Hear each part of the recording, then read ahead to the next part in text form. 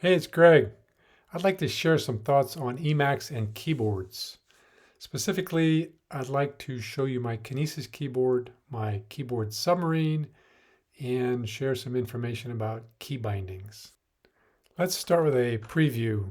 I'm going to show you how I create hundreds of open key binding slots for my custom key bindings. I use a custom key binding prefix, and my favorite one is Control J. And this technique is way better for me than trying to scavenge through the unused bindings and the standard key maps and trying to find a spot for my bindings. Why is this useful? Because I use Emacs as a tool to move forward. It helps me get stuff done, and the keyboard is really the key to making that happen. So I use Emacs to interact with the computer basically. I use it to manage text and files and directories and projects and buffers. I use two main tools, Emacs and Chrome. And I use Emacs to organize my thoughts, which I use org mode for that. I use it to take notes, create, edit, and find notes. And I use this all day, every day, that as well as in org mode. And I use Emacs to interact with GitHub using a tool called Magit, which is a super nice tool. And I write code with Emacs, creating, editing, searching, and managing projects. And the keyboard is really the key to all of this. The keyboard and the key bindings are critical because the keyboard is what is my interaction with the computer. It allows me to tell the computer what I have in my head. And I prefer to stay on the keyboard rather than using the mouse because I think that's faster. And I spend all this time on the keyboard. I want to avoid stretching my fingers to reach keys that are too far away because I want to avoid repetitive stress on my hands. So if you're young and you plan to use the keyboard a lot, I think if you get some good ergonomics now, that's going to serve you well in the future. I prefer to use a small number of good tools. There are thousands of cool Emacs packages. I can't keep track of all of those. I try to pick a few that work well for me and just stick with a small number. If I don't use something frequently, I'm going to forget it. I'm going to forget that it's there. I'm going to forget how to use it. So I try to find some good key bindings that allow me to remember what this small set of tools is. So I know where they are and how to use them. I got an analogy here with hand tools. I've done a lot of fixing and repairing and building over the years, and I have a fairly small set of tools. There's all sorts of, again, thousands of tools you could buy, specialty tools. But I have a small set that I know how to use well, and I've been able to do quite a bit with those. So that's my preference, is to stick with a small number of tools that you're really good at. And I do the same thing with Emacs. I think this applies more than just Emacs. There are other good editors, of course, Vim and VS Code and others. And these ideas apply to them. And I think they apply as well to keyboard interaction in general. If you're working with a computer, the keyboard is your main interface. And so the better you are at that and the smoother it is, I think the better off you are. So it's not just Emacs. Okay, let's start with my Kinesis Advantage 2 keyboard. It has an ergonomic design. It's got keys that are specifically set up for your thumbs. It's got a layout that yields minimal reach for your fingers. It has planar travel when you extend and contract your fingers. They move in a line up the keys, which is nice. The main key wells are sculpted in both directions, which naturally fits the curve of your hands. And you can see more of these features on the Kinesis website. Let me just stop and show you what this keyboard is. That's the keyboard. You can see that this is the right thumb key well, a left thumb key well. This is the main key well on both sides. There's function keys up here at the top. This is what it looks like more up close. You can see that I'm using Emacs, so I've got the Alt key on the right, big thumb key, Control on the other one, Enter here, space there, and I've got the Mac keys on these thumb keys here. The blue keys are the home row. That's the key for me, is to try to keep my hands as close to that home row as possible so I am not stretching. I don't want to stretch up here. I don't want to stretch up here. I want to stay in the general area of the home row. So that's sort of my basic objective, is to not stretch my fingers. As I said, this is moving in this direction across the keyboard up and down. You see that those keys are lined up. They're planar. They're in a plane. Even though it is sculpted, when you extend your finger, it's moving straight up. All right, the key switches, I'm using Cherry MX Brown mechanical key switches, which are very comfortable. They give you tactile feedback for when the key is pressed, and so you don't have to drive the key all the way to the bottom, which is easier on your fingers.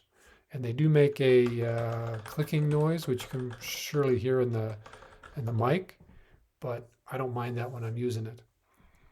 I put this keyboard is programmable, so I put the high frequency keys on my thumbs, as I said. Those are the 6 that I've got on. I've got more than that probably, but the 6 main ones that I have on my thumbs. And that's a big deal because, you know, your thumbs are the strongest part of your hand. So put the stuff you're using a lot on your thumbs. I've been using a Kinesis keyboard for more than 25 years. I had a Classic initially, and then an Advantage, and now an Advantage 2. So I have a lot of muscle memory built up on the shape and layout of the keyboard. All right, I use a keyboard Submarine. The Kinesis keyboard is great, but it has limited forearm support. Let me just jump to those pictures and you'll see what I mean. All right, this is a side view of the keyboard. You can see that there's obviously a jump here from the table up to the keyboard. On the corners, this is about 1 inch. In the center, this is more than 1.5 inches. What does that mean? That means when I approach the keyboard with my hands, my arms are not resting on the table. And this is fine for short periods of time. But if you do this day in and day out for weeks and months and years, it starts to hurt your arms and your shoulders, because my arms are hanging off of my shoulders here. There's no support down here. So the support is coming from my palms. And so over time, your wrists will hurt, your arms will hurt, and your shoulders will hurt. So that's not ideal for me. So I am using this keyboard Submarine here. This is basically a table on top of a table that has a carve out in the middle where the keyboard drops into, and it drops the keyboard below the surface of the table. This table itself is a soft neoprene mouse pad-like material.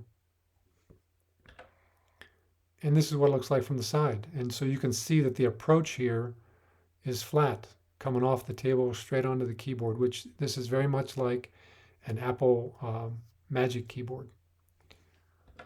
And this is what my arm looks like when it's using the keyboard Submarine. You can see that my forearm is supported across this entire length here. So my arm from here all the way up here to my wrist is supported. So that takes an awful lot of strain off of my shoulders and my arms, and my wrist is nice and flat and neutral. These are all good things. So this works very well for me.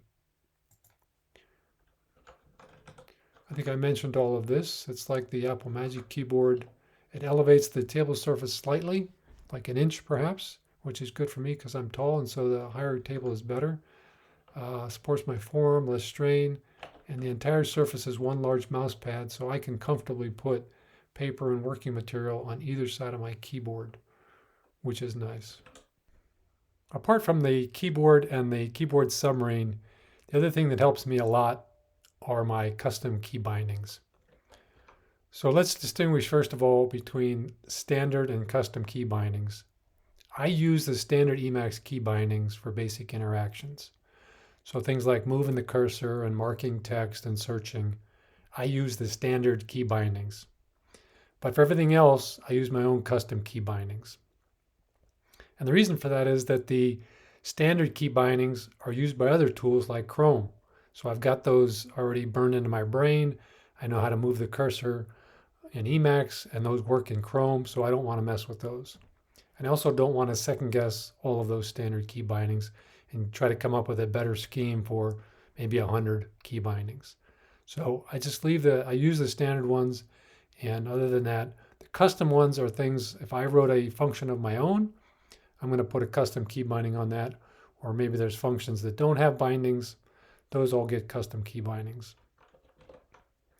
All right, my strategy for these custom key bindings, this is common sense. I want to put the frequently used commands on easy to type bindings. And again, for me, easy to type means that they are close to the home row and fewer keystrokes is better.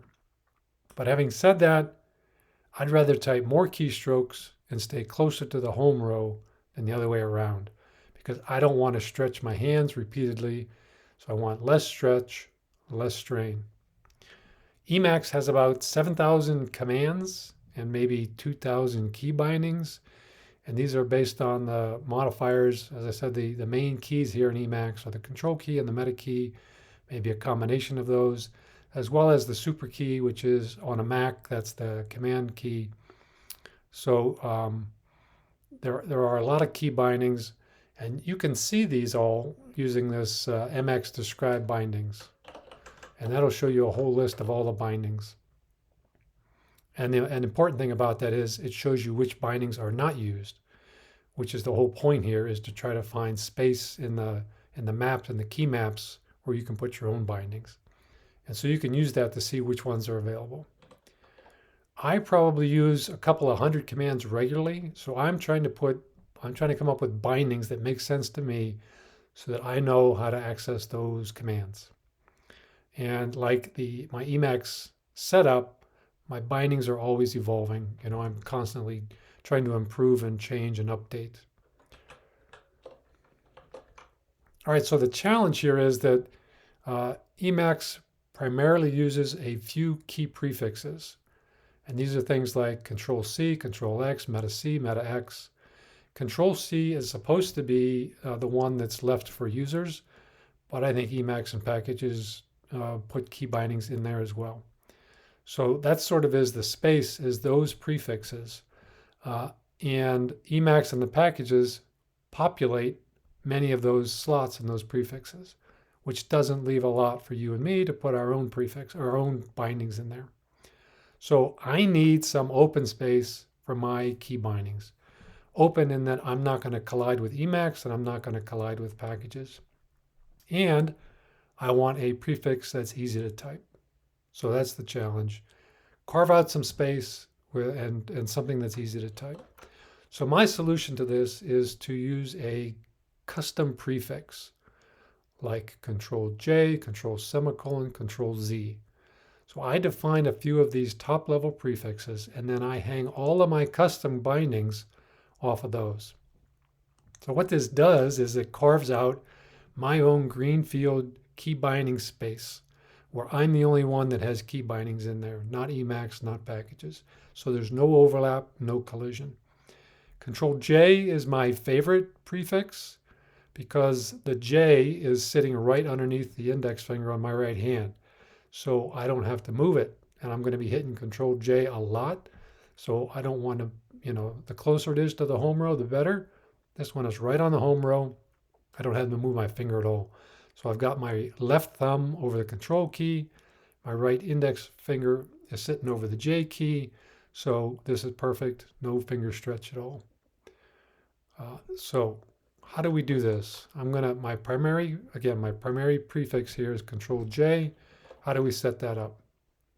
It's quite simple. You just use this function, define prefix command, and you give it a name. I'm using Control-J map. You can use whatever name you want. And then you just set up a global key binding to that function. And here I am setting up Control-J to point at that Control-J map. And that's it. That gives you a custom prefix. What you have to give up here is that Control-J probably had a function bound to it. In my case, this is standard Emacs. It has electric new line and maybe indent. That's not a problem for me. I don't use that. So I'm happy to do away with that.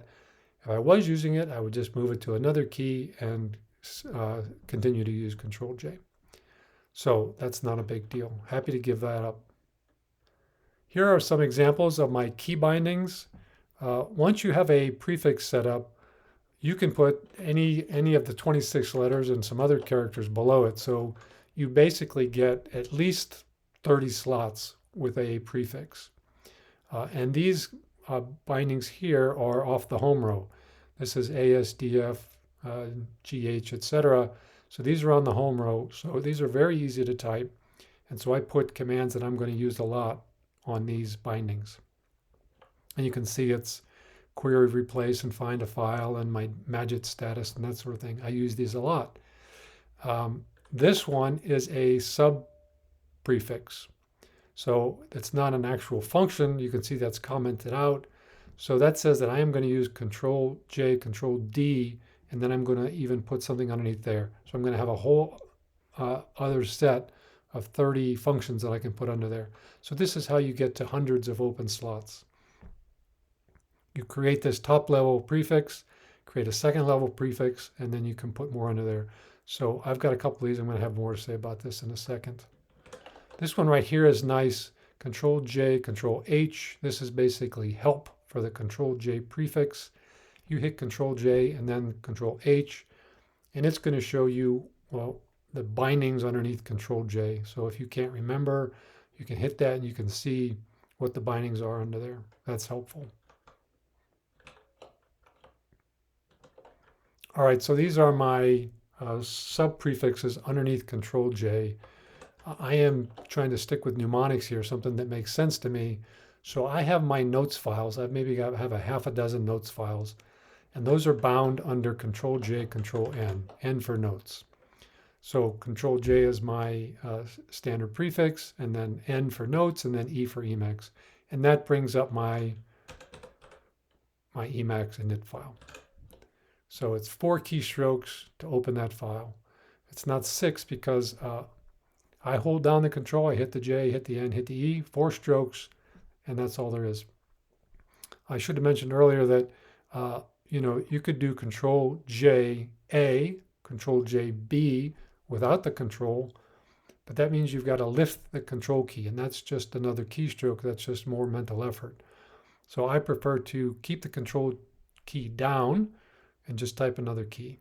So Control J, Control A, for example, that's 3 keystrokes. Control down, J down, A down. And this one, it might look like 6, but it's only 4.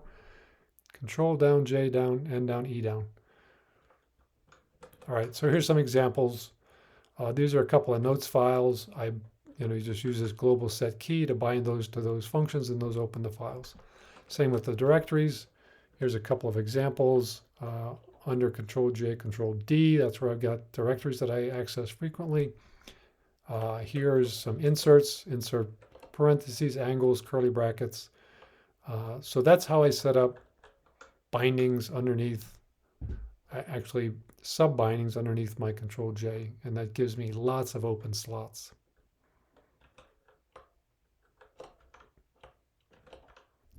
All right, that's pretty much it. The benefits, I give up one seldom used key, Control J. I gain hundreds of new key binding slots. The trade-off, I am typing 1 or 2 more keystrokes to gain bindings that I can remember.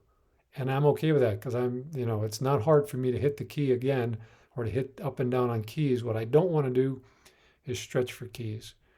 And so this prefix and the sub-prefixes give me a lot of open space that I can put mnemonic keys, easy to type, close to the home row. That works well for me. And particularly this Control J, Control N, I think I said this before, but I use these notes all the time. I figure something out, I want to remember it, I stick it in a notes file, or I know that I've already figured this out, I want to go find it in the notes file. I hit Control J, Control N, and I've opened my primary notes file, and I don't have to stop and think about it. The notes file is there, I use it, and I go back to what I was doing. So that I recommend, that really works well. A note here that you have to protect your custom prefix, because other maps, packages that you install will want to tramp on this Control J. And so whenever that happens, I just unset it. I say, nope, Control J is my space, and I'm gonna unset anything that's trying to use Control J. In this Magit hunk section map, there was some kind of a binding, and I just unset it. Likewise with this hook, when that hook fires, there must have been something in this map that was using Control J. I just unset it. All right, in summary, try to set up your keyboard and your desk and your chair so that it's all ergonomic. I think it's better for your body, and particularly if you're going to be doing this over the long haul, the sooner you get it set up so that it works well for you, the better.